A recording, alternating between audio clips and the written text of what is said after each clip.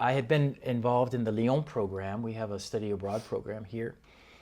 And I thought that would be really cool if we could show our students back home what actually happens on a study abroad.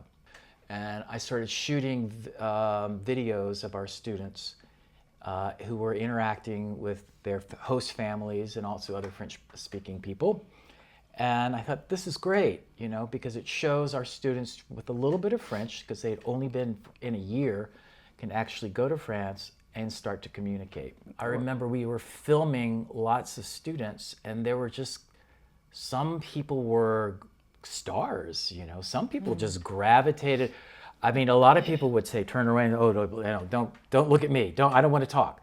But then there were people like Layla, who would just say, alors bonjour, je m'appelle Layla, and she was just had a presence. Blake was kind of shy, Blake, but he could produce. Yeah, right? So some of them were really into it right from the beginning. So there were these little étapes, I guess. So the very beginning was shooting a video of our students in France interacting, and then thinking, oh, we should do video, we should do interviews.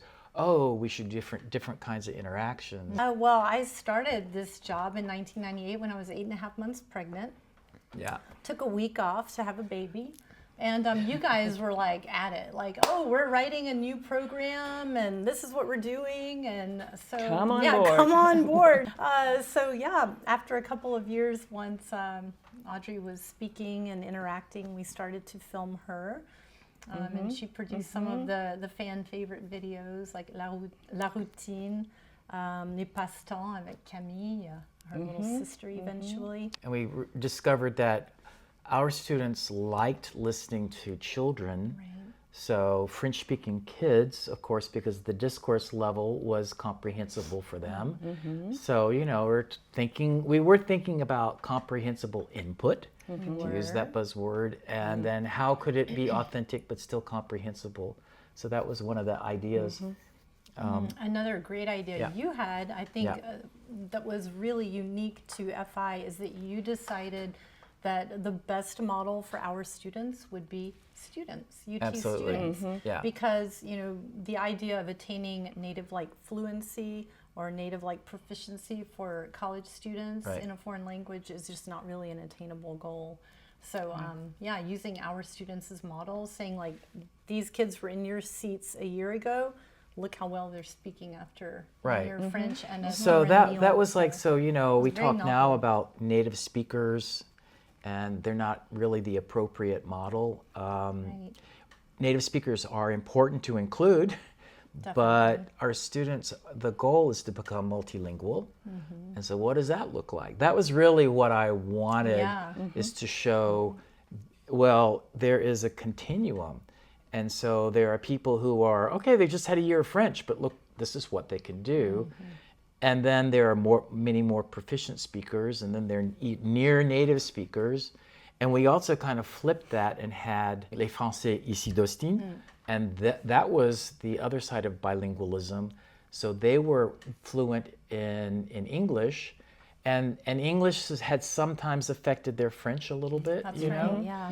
So we were trying to show basically that language learning led to multilingualism, and multilingualism itself was this continuum.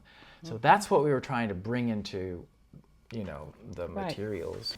So the big challenge was how to incorporate all the videos into the classroom. That's right. And we tried a lot of different things. Right. Should we watch videos in class? No, we should. They had to watch the videos outside of class, but then we had to build on those in the classroom with our activities. Right. That's right. And that was, you know, we experimented a lot. Yes, we did. I was really interested in how our students watched the videos. I remember that, And I thought, okay, we're onto something here, because our students were really paying attention to each other, to the students that were filmed. Yes.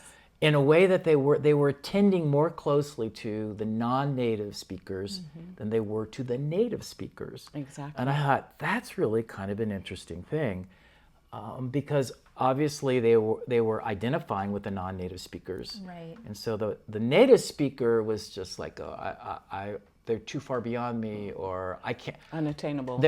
Or maybe they're just like they were like this monolith. But all of these students had different personalities, and they would notice, wow, she's got a really good pronunciation. And so it's like metalinguistically, they were really focusing on the non-natives. Definitely. So that became something to play with. For sure.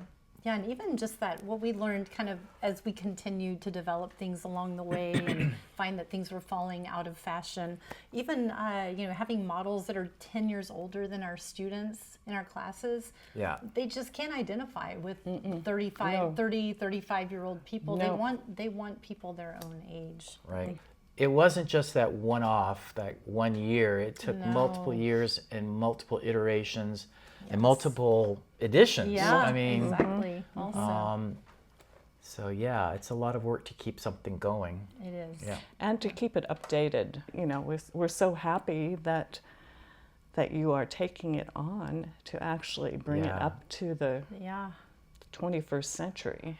Yeah, we as the originators are so happy that there's this new energy. Yes. And that there's this new team coming together that is going to carry this on to the future. That's great. Yeah, that is great. Yeah.